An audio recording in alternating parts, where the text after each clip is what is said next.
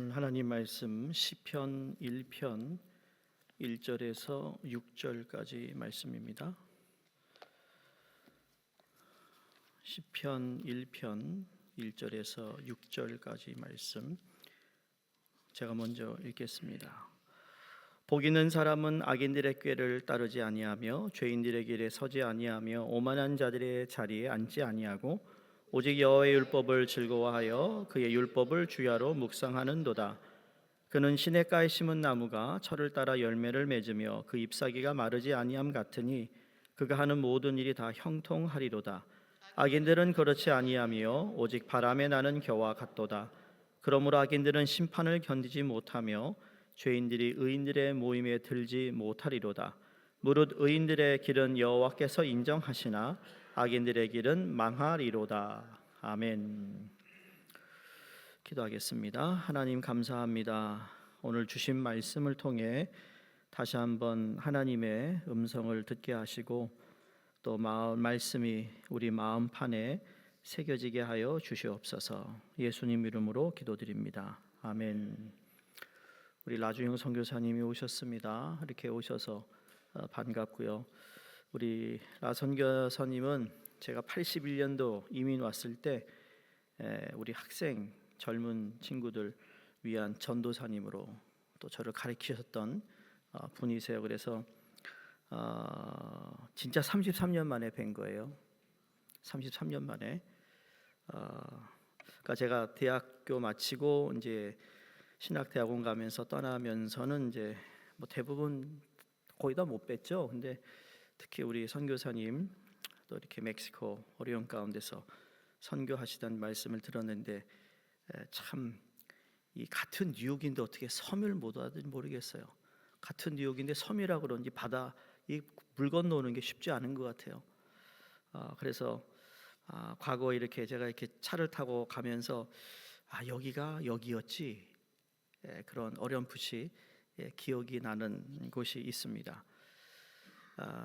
제가 오죽했으면 오자마자 우리 티모티 전사님하고 타트밀 하이스쿨 한번 가보자. 내 모교로 좀 가보자. 내 학교 갔는데 왜 이렇게 학교가 작을까? 그때는 꽤 컸다고 생각했는데 작아졌더라고요. 운동장도 작아진 것 같고 제가 그때 축구팀에 있었거든요.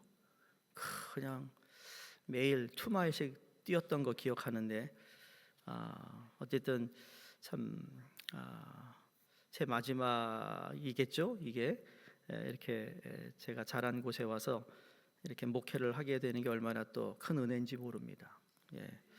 여러분이 기도 많이 하신 것 같아요. 그렇지 않고는 설명할 방법이 없습니다. 자, 지난주에 저희는 하나님의 약속이라는 시리즈를 몇 주 전에 시작했고 축복이라는 말씀을 지난주에 시작해서 오늘 두 번째가 되는데 시편 1편은 어떤 모습이 하나님이 우리의 삶을 마음껏 축복하기 위해서 내가 준비되어야 할 것이 무엇인가를 말씀해 주는 거라고 여러분과 나눴습니다. 그래서 1편 1절에 복 있는 사람은 이로 시작이 됩니다.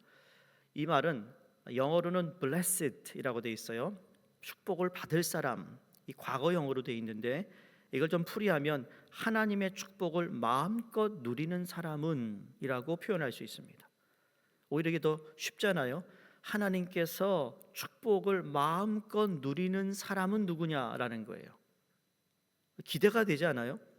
그냥 복 있는 사람보다 하나님이 보시고 마음껏 복을 내려줄 수 있는 사람은 누구냐라는 거죠. 그래서 지난주에 첫 번째 말씀을 드린 것은 거부 또는 거절할 수 있어야 된다고 그랬습니다. 그 말은 뭔가 하면 거부해야 할 것, 거절해야 할 것을 1절에 기록해 놓았는데 악인의 꾀를 쫓지 않는다고 그랬고 죄인의 길에 서지 아니하고 오만한 자의 자리에 앉지 않는다 그랬습니다. 이 말은 하지 말아야 할 것이 먼저 거부돼야 되지 않으면, 다시 말해 내가 하지 말아야 할 것이 무엇인가를 잘 알아 그 행동을 취하지 아니하면 그 다음에 하나님의 축복을 누리기 위해 해야 할 일을 효율적으로 이루어갈 수 있다라는 겁니다. 그러니까 하지 말아야 할 것을 내려놔야만 내려놓은 곳에 하나님이 축복을 마음껏 주실 수 있는 것을 받을 수 있는 그 준비가 된다는 거죠.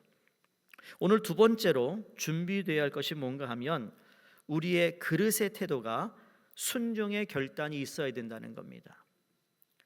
우리 그릇도 이해하고 태도도 이해하고 순종도 이해하는데 이게 다 한꺼번에 모여져서 우리가 준비해야 할 그릇은 뭐냐면 이제 하나님께서 내게 주실 것에 대해서 순종하겠다라는 결단이에요. 그러니까 2절을 잘 보시면 이건 핵심의 순종입니다. 주야로 묵상하는 자로다라는 말이 나오죠. 1절에서는 우리가 거부해야 할 세상의 꾀에 관하 이야기하고 2절에 와서는 율법을 언급하는 이유가 무엇인가 하면 율법을 통해서 하나님의 길이 무엇인가를 우리에게 알려주세요. 또한 성경 전체를 통해서 하나님의 뜻을 알아 우리가 이제 쫓아가야 할 방향을 알게 하기 위함이라는 거예요. 그러니까 하나님의 말씀이 있어야 우리가 무엇인지 알고 또 그 알아야 방향을 안다는 거예요. 방향. 여러분, 세상에 살아가는 사람들이 우리가 지금 목적이 이끄는 삶 책을 읽고 있잖아요. 그걸 통하여 우리가 뚜렷하게 우리의 삶의 목적을 안다는 건 방향성을 제대로 잡는다는 거예요. 내가 어디로 가야 하는지 안다는 거죠. 그러니까 그 방향의 순종함을 통해서 하나님의 축복받는 그릇으로 준비되어야 된다는 말씀입니다. 그러니까 성경에서 축복이라는 단어가 등장할 때마다 꼭 따라오는 조건이 하나 있어요. 그게 뭘까요? 순종하는 삶입니다. 순종하는 삶과 축복은 같이 갑니다.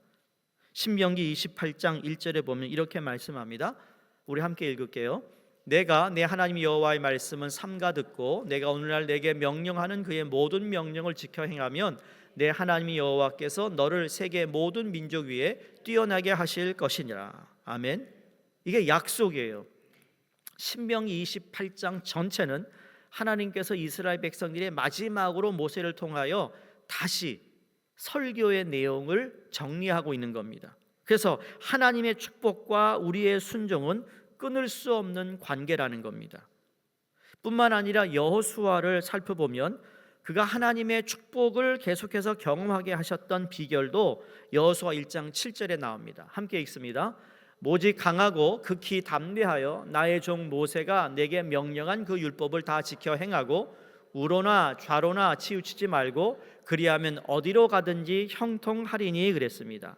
그러니까 형통하는 삶의 축복과 순종의 삶은 분리할 수 없다라는 거예요. 여기에는 다 무엇이 전제하고 있어요? 순종하라는 거예요. 순종. 그러니까 하나님의 뜻에 순종함이 없이 축복을 누리는 삶은 가능하지 않습니다. 왜냐하면 하나님은 다 아시기 때문이에요.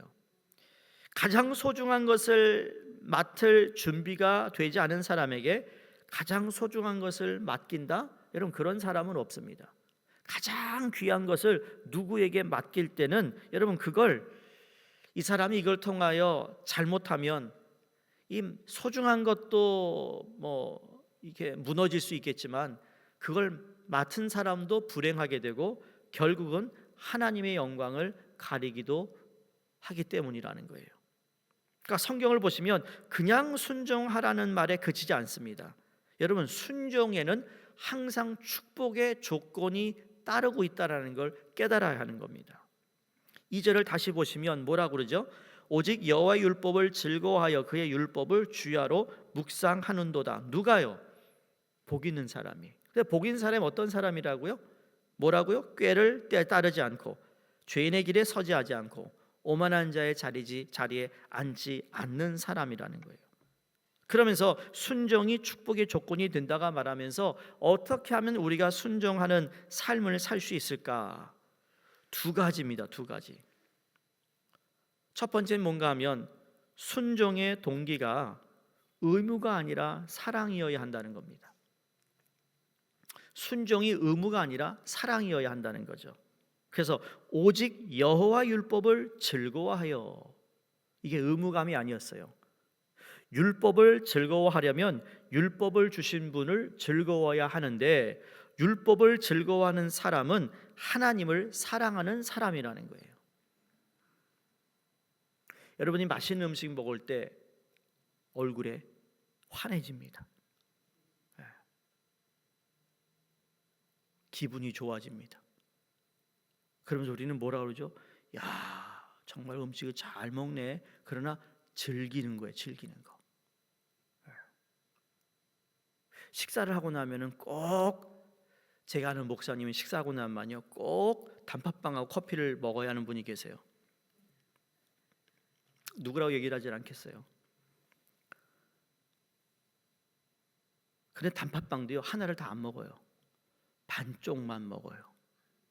반쪽만 드시고 커피 한 잔. 근데 거기서 그 얼굴이 점심 먹은 것도 잘 드셨는데 그 커피와 단팥빵이 들어가야 이게 완성이 됐다고 하시는데 거기서 즐거움의 표정이 나타나요.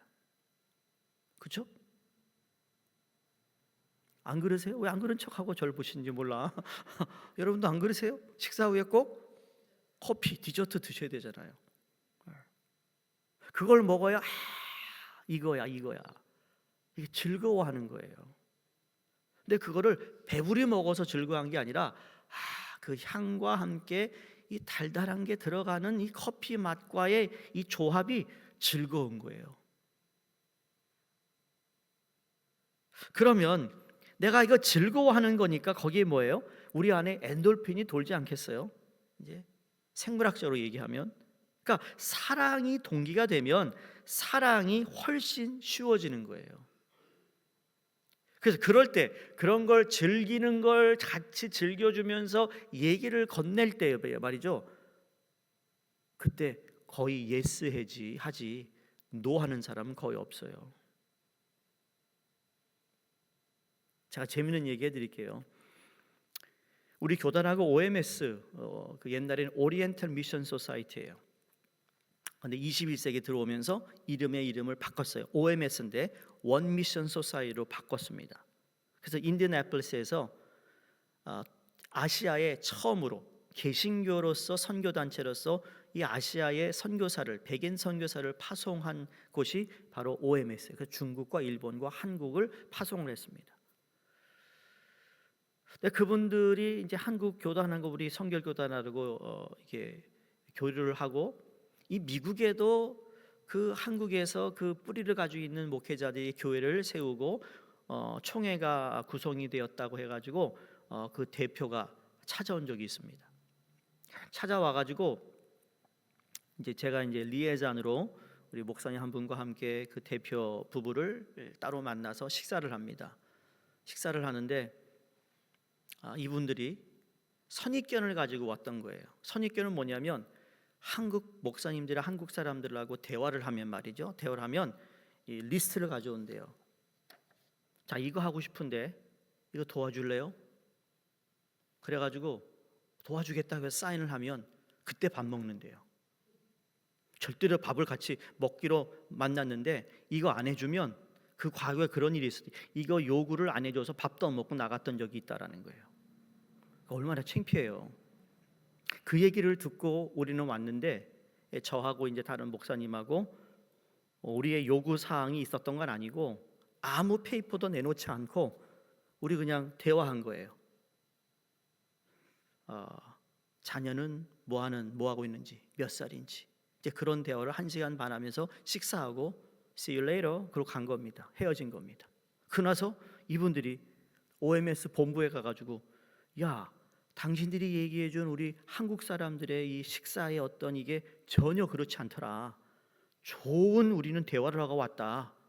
여러분, 그때부터 문이 활짝 열리기 시작한 거였어요. 그러니까는 우리의 대화에서 그분이 마음을 열었어요. 안정감을 가지고, 야, 정말 좋은 대화였어. 달랐어. 즐거웠어. 너무 그들이 귀해. 이렇게 되니까 그 다음의 단계가 좀 더 쉬워지더라는 거예요. 왜 이 말씀을 드리냐면, 여러분, 우리가 정말 하나님을 사랑한다고 했을 때, 하나님을 사랑한다는 것이 때로는 우리가 신앙생활하면서 의무감에 살 때가 참 많아요. 그렇다고 의무감을 저버리라는 게 아니라 의무감으로 할 때는 순종하기가 너무 어렵다라는 거예요. 근데 사랑의 동기가 될 때는 내가 힘들어도 하는 거예요. 할 수 있어요. 왜? 사랑은 그 어떤 것보다 힘이 있기 때문이에요. 똑같은 말도 여러분, 사랑하는 아내가 요청하는 말과 직장 상사가 나에게 요청하는 말, 나에게 와 닿는 느낌이 달라요. 그렇죠? 몰라, 여러분은 또 상사 말을 더 잘 들을 수도 있겠지만, 그러니까 의무감이나 죄책감에 사는 일은 너무 피곤하고 힘들어요. 그래서 우리는 순종하기 위해서 사랑의 체험이 먼저 있어야 된다는 거예요. 사랑의 체험이. 그 다음에 두 번째 비결은 순종하면 그 앞에 먼저 하나님과 교제하는 삶이 있어야 합니다. 하나님과 교제하는 삶이 있어야 돼요. 그 말은 뭐냐면 하나님과 늘 항시 우리가 가능한 한 순간순간마다 하나님과의 교제하는 그러한 관계를 가져야 된다는 거예요. 2절 후반부 보시면 그 율법을 주야로 묵상하는 자로다. 보세요. 여호와 율법을 즐거워하는데 그 율법을 주야로 묵상한다. 여러분, 율법을 주야로 묵상하는 거 어려워요. 그런데 즐거워하면 한다는 거예요. 여러분, 핸드폰으로 혹시 여러분만 아는 게임 하시래요? 게임 하세요? 게임 하시는 분? 빨리. 안 하는 분? 안 하고 어떻게 재미로 사신대요? 핸드폰 뭐 보세요 그럼? 카톡 보세요? 아주 고귀한 책만 읽고 글만 읽으시죠? 아니, 이게 말이에요. 핸드폰도 아침에 일어나 봐, 밥 먹기 전에 봐, 먹고 나서 봐, 수시로 보잖아요. 왜 수시로 보세요? 누구 그 메시지 기다리세요? 아니요, 내가 보는 게 있어요. 즐거운 게 있어. 뭔가 있다니까요. 근데 그거 누가 보지 말라 그러면 정말 답답해요. 누가 못 막아요 이거를. 그런데 나 나름대로 핸드폰을 들여다보는 즐거움이 다 있어요. 뭔지 모르지만 다 있다고요. 할아버지 할머니는 손자 손녀 사진 보는 거 즐거움이 있겠죠. 즐거움이 있고 사랑하면 수시로 들여다보는 거예요. 그러니까 하나님의 말씀이라는 게 하나님을 사랑하니까 하나님의 말씀을 수시로 들여다보는 거예요. 이게 바로 교제라는 거죠.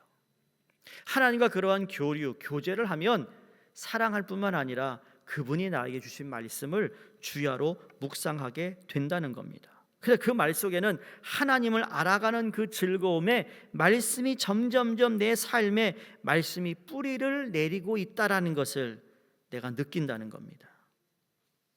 그러니까 사랑하는 성도님들, 우리는 하나님의 사랑을 느끼기 전에 하나님의 사랑을 먼저 알아야 하는 겁니다. 알아간다. 요새 우리가 목적을 이끄는 삶에서 많이 배우잖아요. 알아가는 거예요. 하나님을 알아가고 성도를 알아가야 그게 진정한 교제가 되는 거거든요. 하나님에 대해서 알아야 돼요. 성령에 대해서 알아야 내가 어떻게 살아야 되는지 알거든요. 요한복음 3장 16절 여러분 우리가 잘 알잖아요. 이거 외우기만 해도 천국 갈 수 있습니다. 그러나 이 땅을 살면서 그 기본적인 하나님의 사랑을 아는 것만으로는 하나님을 순종하며 하나님의 그 사랑을 느끼면서 사는 것은 그리 쉽지가 않습니다. 그래서 우리는 계속 알아가는 거예요. 하나님을 말씀을 통해 알아가면 하나님의 알아가면 알아갈수록 그 하나님을 사랑할 수밖에 없는 겁니다. 아이빌리 유펜의 대학교로 있었던 에밀 카일이라는 분이 생애의 대부분을 유펜에서 철학 교수로 보낸 분입니다. 이분이 세상 철학에 빠져서 하나님을 거부하며 살았던 사람인데 그 사람이 이제 결혼을 할 때 아내가 될 그 여인에게 이런 요구를 딱 한 가지만 했대요. 그게 뭔가 하면 우리 집안에는 절대 신앙 서적이나 종교 서적을 가져와서는 안 된다. 이것만 안 해주면 난 다른 건 다 괜찮다. 이건 절대로 안 되니까 이것만 부탁한다 그랬대요. 세월이 흘렀어요. 중년이 되고 이제 한 60대가 돼서 어느 날 아내가 프랑스어로 된 성경을 읽는 것을 보았다고 합니다. 너무 화가 나가지고 결혼할 때 약속한 걸 어겼다고 화를 내며 논쟁을 벌이는데 정말 이 성경이 도대체 뭐길래 그러면서 성경을 내가 읽어보겠다고 해서 열었는데 산상수훈을 열은 거예요.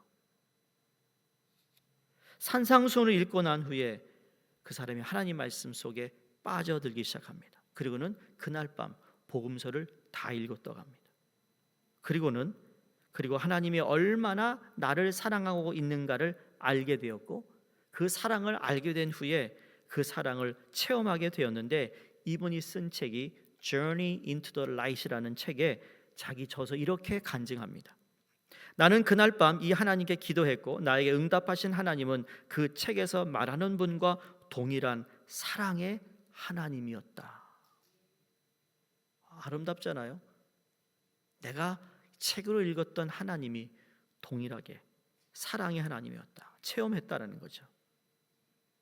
여러분, 하나님의 말씀을 우리는 사랑을 담은 편지라고 얘기합니다. 그래서 love letter가 성경이라고 그랬어요. 성경 속에서 하나님은 나를 얼마나 사랑하신가를 알고 그 사랑의 하나님을 만날 수 있어야 한다는 겁니다. 우리는 말씀을 통해 그 사랑의 하나님이 내 삶 속에 깊이 뿌리를 내리게 해야 된다는 거예요. 그러면 어떻게 이 뿌리를 내릴 수 있을까? 주님의 말씀을 통해서 하나님이 나를 얼마나 사랑하시는지를 내가 어떻게 할 수 있을까? 여러분, 우리가 주님 앞에 나올 때 이 청구서를 들고 나올 때가 참 많지 않나요? 청구서를 들고 나와요. 주님, 내게 이것이 필요합니다. 이거 해결해 주세요. 청구서만 잔뜩 들고 와서 주님께 청구서만 요구하고는, 그러고 나서는 자기가 청구서 내놓고는 뭐라고 그러죠? 주님, 이제 가야 합니다. 갈게요. 그러고 간다는 거예요. 쏜살같이 주님의 전을 떠나는 그런 모습이, 여러분, 우리가 주님 앞에 나오는 모습일 때가 많지 않은가라는 거예요. 자, 여러분에게 이제 새벽 예배 때도 부탁드리지만 한 7시까지는 기도해 보시라는 거예요. 7시까지. 곽선희 목사님이 옛날에 잘 나가실 때, 지금 은퇴하셨지만 그분도 이제 프린스턴에서 박사학위를 하신 분이잖아요. 예? 그 옛날에 프린스턴에서 박사학위 했다는 건 진짜 엘리트 중에 엘리트고 정말 똑똑한 분만 오는 거였어요. 근데 그분이 그날 그 당시 하여간 뉴욕에 집회도 많이 오셨어요. 저도 그때 부흥회 때 뭐 부흥회도 가고 뭐 특송하러 가고 그러니까 좋은 목사님의 설교를 많이 들었어요. 근데 그분이 한 예화 가운데 딱 한 가지 아직도 기억나는 게 있어요. 그게 뭐냐면, 자기가 프린스에서 공부를 하는데 한국의 동기 친구가 목사님이 편지를 썼다라는 겁니다. 썼는데 친구에게 이렇게 썼대요. 친구요, 공부는 머리로 하는 게 아니라네. 공부는 엉덩이로 하는 거라네. 틀려요? 맞아요? 맞아요. 여러분, 기도는요, 그냥 입으로만 하는 게 아니에요. 기도도 엉덩이로 해야 되는 거예요. 주님, 아시지요? 청구서만 내놓고 말이죠. 10분 지났네. 나 가야 돼. 이게 기도가 아니고, 가능하면 그 먹는 거 뭐 그렇게 중요해요? 커피 좀 20분 늦게 먹으면 어때? 조금 더 앉아서 내가 기도하고 난 후에 하나님은 나에게 무슨 말씀을 하고 싶은가? 앨리스트 5분에서 10분은 기다려야 되는 거예요. 하나님 말씀해 주세요. 나에게 하나님 은혜 주세요. 하나님, 내가 오늘 어떻게 살까요? 이러한 하나님께 대화를 해야 된다는 거예요. 보세요. 왜 이게 필요한가 하면, 우리의 삶이, 우리의 신앙이 하나님 말씀의 임재 안에 푹 담겨야 되는 거예요. 오늘 3절에 보세요. 물가에 심기운 나무를 이야기합니다. 나무가 그냥 아주 얕은 곳에 심기운 게 아니라 수심이 깊은 물가가 있는데 나무가 심겨져 있다고 말씀하고 있어요. 이건 우리에게 보여주는 이 표현이 그렇지요, 정말 깊은 것을 뜻하고 있어요.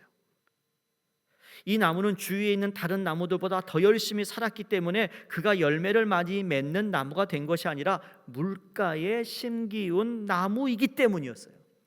그냥 수심이 있는 곳에 깊이 뿌리를 내리는 그 일만 했을 뿐이라는 거죠.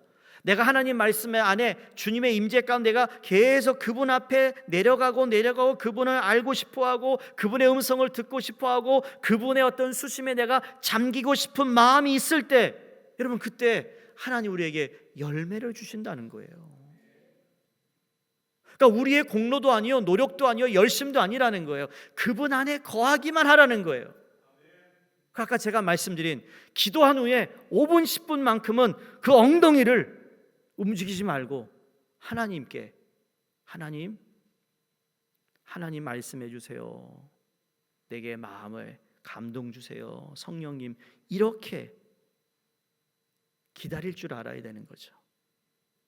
여러분, 신앙생활하면서 순종의 문제 때문에 많이 고민하지 않으셨나요?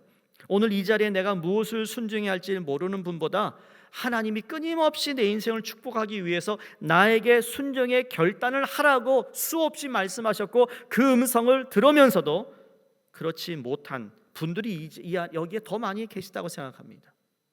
바라기는 먼저 하나님의 깊은 사랑을 경험할 수 있기를 주의 이름으로 축원합니다. 그럴 때 나의 순종을 하나님께 드릴 수 있게 됨을 믿습니다. 자, 마지막으로 하나님이 약속하신 축복을 준비하는 그의 삶에 있어서 세 번째는 그 축복을 누리려면요, 흔들리지 말고 인내해야 합니다. 4절에서 6절 말씀은 뭐냐면 흔들리지 않기 위해 꼭 기억해야 할 한 가지를 지금 강조하고 있습니다. 그것이 뭔가 하면 끝이 다르다는 것을 잊지 말라는 거예요. 무엇이 달라요? 끝이 다르다. 끝이 다르다. 자, 보겠습니다. 3절 보세요. 3절에서 시냇가에 심은 나무를 이야기하다가 4절에 와서는 그 분위기가 완전히 바뀝니다. 뭐라고 어떻게 바뀌어요? 악인은 그렇지 않으며로 시작됩니다. 무슨 말인가 하면 현재 상태와 미래의 상태가 판이하게 달라질 거다. 끝이 다를 것이다 라는 것을 기억하라는 말이에요. 자, 과정을 지나가면서 별 차이가 없다는 것을 느낄 수가 있습니다. 과정을 지나가면서 하나님의 뜻대로 살지 않아도 하나님의 방법을 따라 살지 않고 세상의 방법으로 더 쉬운 방법으로 살 때에 때로는 삶이 더 잘 풀리는 것 같이 보이는 것이 있어요. 우리 이웃을 보니까, 주위를 보니까 그런 것 같아요. 저 사람들은 예수도 안 믿는데 말이야, 어떻게 저렇게 잘 될까? 그런 생각 하잖아요.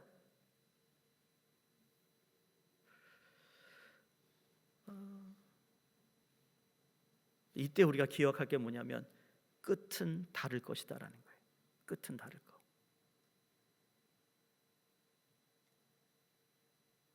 오늘 시편 기자가 그렇게 말합니다. 악인은 그렇지 않으며 오직 바람에 나는 겨와 같도다. 무슨 말인가 하면 하나님과 상관없이 사는 사람은 바람이 불어 이 알곡은 키 안에 떨어지는데 겨는 바람에 다 날아가는 것처럼 하나님의 방법과 상관없이 사는 사람들의 삶은 악인은 다른데 오직 바람에 나는 겨와 같다. 지금은 그들이 잘 되는 것 같고 지금은 그들이 뭔가 더 앞서 나가는 것 같은데 그렇지 않다. 끝은 다르다. 여러분, 여기에서 우리가 위로를 받아야 되는 거예요. 아니, 기도하러 나오지도 않고 말이야. 수요예배도 나오지도 않고 말이야. 아니, 오해는 하지 마세요. 제가 무슨 안 나왔다고 죄졌고 그런 게 아니라 여러분, 나온 사람과 안 나온 사람의 차이는 지금은 안 보여요. 근데 끝에 가서 분명히 드러나게 돼 있어요. 아세요?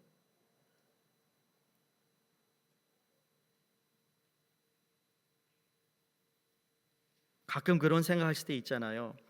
하나님이 살아계신다면 왜 가만히 계실까? 저렇게 살면서 잘 먹고 잘 사는 저 사람들이 어떤 사람이 하나님은 알고 계시는 거야? 그런 의문이 생길 때가 있습니다. 그때 여러분 마태복음 13장을 보시면 가라지 비유가 나옵니다. 성경을 보세요. 27절에 좋은 씨를 심지 아니하였나이까? 그러면 가라지가 어디서 생겼나이까? 주인이 가로되 원수가 이렇게 하였구나. 종들이 말하되 그런 우리가 가서 이것을 뽑기를 원하시나이까? 그때 주인이 29절에 가만두어라. 가라지를 뽑다가 곡식까지 뽑을까 염려하노라. 둘 다 추수 때까지 함께 자라게 두어라. 추수 때에 내가 추수꾼들에게 말하기를 가라지를 먼저 거두어 불사르게 단을 묶고 곡식은 모아 내 곡간에 넣어라 하리라. 이게 무슨 말이에요? 끝이 다를 것을 말씀하고 있어요. 믿음을 가지고 여러분 사시기를 바랍니다. 믿음이 없이는 우리가 겪는 모든 과정을 이길 수 없습니다. 그러면 믿음이 있다라는 건 뭘까요? 여러분, 믿음이 있다라는 건 추상적으로 믿음이 좋은 것을 말할 수도 있겠지만 실질적으로 우리가 알아야 하고 적용해야 할 믿음은 여유가 아닐까 생각합니다. 믿음 있는 사람은 여유가 있어요. 하나님을 믿는 사람은 여유가 있다니까요. 죄송해요, 오두방정 안 떨어요. 믿음 있는 사람은 무슨 일이 터지잖아요, 하나님은 다 보고 듣고 계시고 있어 라는 걸 믿는 사람과 그걸 깜빡 잊고 말이죠, 이리저리 그냥 돌아다니면서 그냥 호들갑을 떠는 사람과 다른 거예요. 사랑하는 여러분, 믿음의 성숙한 분이 되시기 바랍니다. 여유를 가지라는 거예요. 신앙생활에 우리는 돈을 좀 벌면 삶의 여유를 찾아갑니다. 그건 세상 사람이라 하는 거예요. 믿는 사람은요, 믿음의 여유가 있어야 돼요. 믿음의 여유. 거기에서 달라지는 거거든요. 돈이 있어서 여유가 아니라 믿음이 주님 안에서 뿌리를 계속 내리고 그 하나님께서 주시는, 공급해 주시는 그 영양분을 섭취할 때 내 영적으로, 여러분, 우리는 여유가 있는 거예요. 여유가 있어요. 하나님의 축복을 받은 사람들의 인생을 보면 기다림의 세월이 없었던 사람은 한 명도 없습니다. 다 기다렸습니다. 그리고 인내했습니다. 그러니까 하나님의 말씀을 통하여 흔들리지 않고 인내하는 것, 이게 바로 의인의 길이에요. 복받은 사람들이 살아가는 삶의 방식이라는 거죠. 그런데 악인의 길은 어떻게 됩니까? 전혀 반대입니다. 히브리어에서 악인이라는 이 단어의 기본적인 사상이 뭔지 아세요? 바람에 흔들리는 갈대와 같이 불완전한 사람의 모습을 악인이라고 풀이하고 있습니다. 이사야서 57장 20절에서 21절에 보시면 오직 악인은 능히 안전치 못하고 성경이 말합니다. 오늘 악인이 흔들리는 모습과 비교되는 모습이 무엇이죠? 물가에 심겨진 안정된 나무의 모습입니다. 이게 누구예요? 저와 여러분이 되어야 된다는 거예요. 우리가 아이들의 이름을 지을 때 요셉이라는 이름을 지읍니다. 왜냐하면 요셉에 대한 좋은 신앙적인 참 인물이니까 그러는데, 여러분, 그 요셉의 이름을 지으면서 하나님, 우리 아들이 요셉과 같이 감옥에 들어가게 해주세요 라고 요셉을 짓는 부모는 없어요. 요셉의 이름을 짓는 사람, 그 지을 때 요셉같이 하나님의 축복받는 인생이 되게 해달라고 그 이름을 짓지만, 요셉의 인생이 축복받기 위해서는요, 오랜 기다림의 세월이 있었다라는 걸 잊어서는 안 된다는 거예요. 요셉의 삶을 이렇게 쉽게 영어로 이렇게 표현하면 그의 삶은 good and bad, 좋고 좋지 않는 일이 계속 반복됐어요. 아버지의 사랑을 받았으니까 good, 형들이 그들을 미워하고 시기했어요. bad.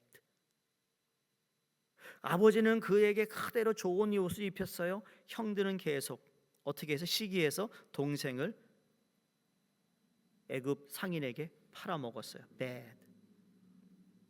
상인에 팔려서 보디발의 집에 갔는데 이 요셉이 너무 총명하고 열심히 성실하니까 요셉을 그 집의 모든 총무 역할을 맡겼어요. 그것이죠.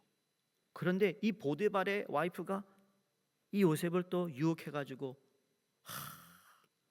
하여간 아줌마 조심해야 돼. 에? 어떻게 돼요? 또 감옥에 가요. 감옥에 가서도 얼마나 성실하냐 해요. 그러니까 그 감옥에서도 총무의 역할을 맡겨요. 그래가지고 바로의 왕에 신하가 들어왔는데 그들의 꿈을 해몽해줬어요. 그것이에요. 내가 너를 기억할게. 근데 2년이나 깜깜무소식인 거죠. 배시예요. 그러다가 다시 애굽의 바로가 불러서 꿈을 해몽한 후에 총리가 돼요.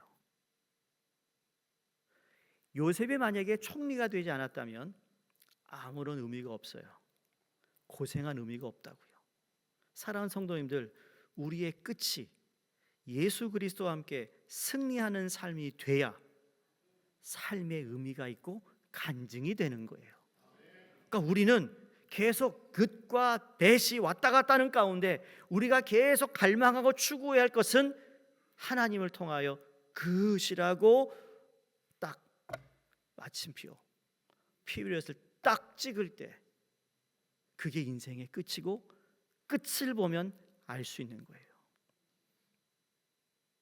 얼마나 감사해요. 모세의 삶에도 기다림의 세월이 있었어요. 여호수아의 삶에도 기다림이 있었어요. 다윗의 삶에도 기다림이 있었어요. 이 기다림의 세월이 없었던 사람은 아무도 없습니다. 여러분 가운데 기다림의 세월을 지나가는 분들이 계신가요? 당장 눈에 보이는 것이 없어서 조바심이 나는 그런 분들이 계신가요? 여러분, 하나님의 열매를 믿으시기를 주의 이름으로 축원합니다. 하나님 우리의 인생을 축복하시겠다고 약속하실 때 인생에 어려움이 없는 그런 평탄한 삶만 계속된다고 약속하신 적이 없어요. 하나님의 약속은 무엇인가? 끝이 다른 인생이 될 거야 라고 약속하시는 거예요. 시편 37편 22절에서 24절을 한번 함께 읽습니다. 시작. 주의 복을 받는 자는 땅을 차지하고 주의 저주를 받는 자는 끊어지리로다.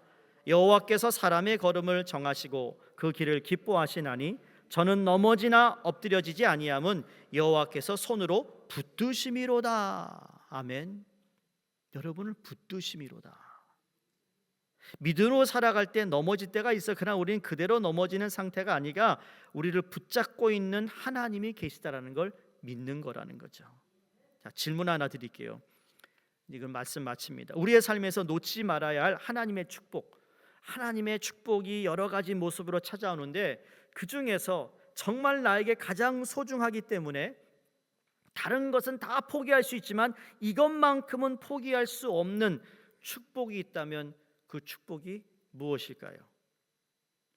여러분 자신에게 묻는 질문입니다. 질문이 뭔지 모르시겠죠? 자, 무엇이 내 인생을 통해서 하나님이 허락하신 축복을 그렇죠? 그리스도 안에서 놓치지 않게 해달라고 내가 붙잡아야 할 그 축복이 여러분에게 있느냐라는 거예요.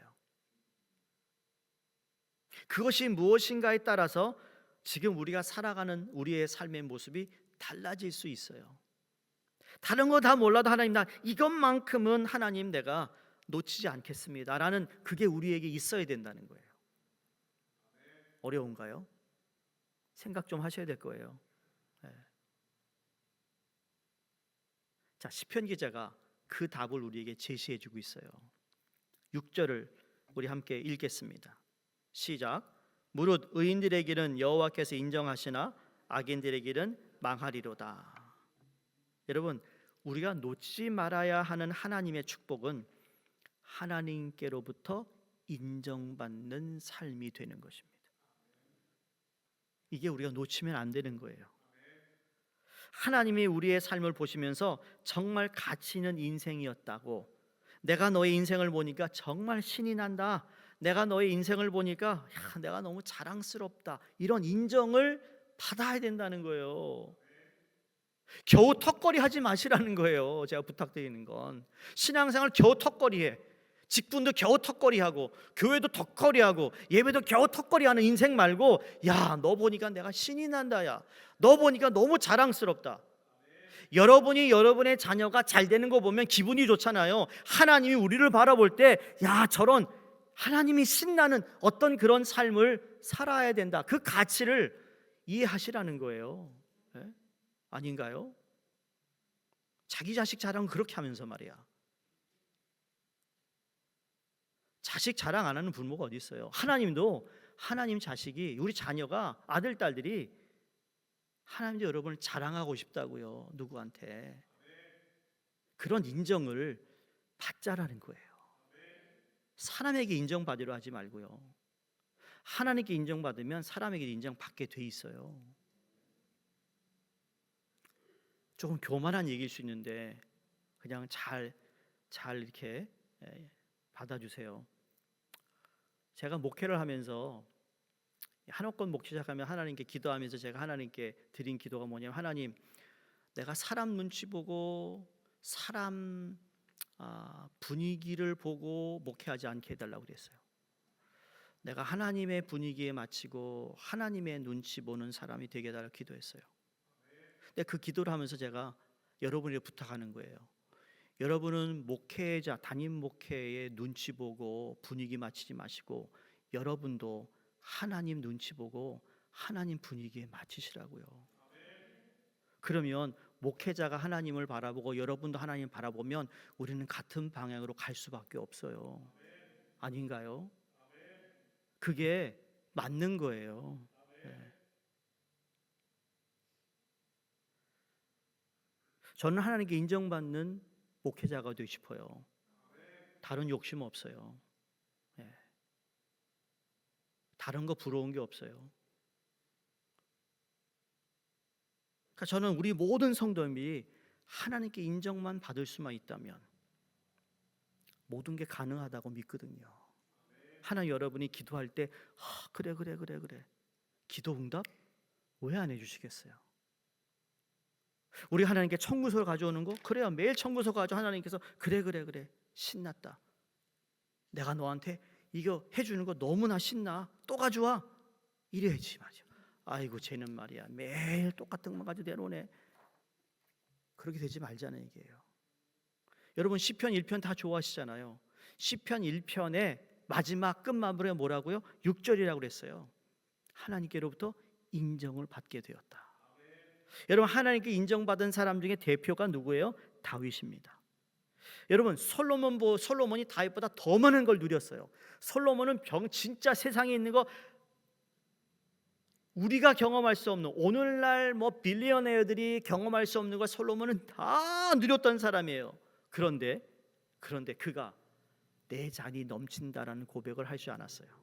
누가 그 고백을 했죠? 다윗만 내 잔이 넘치나이다.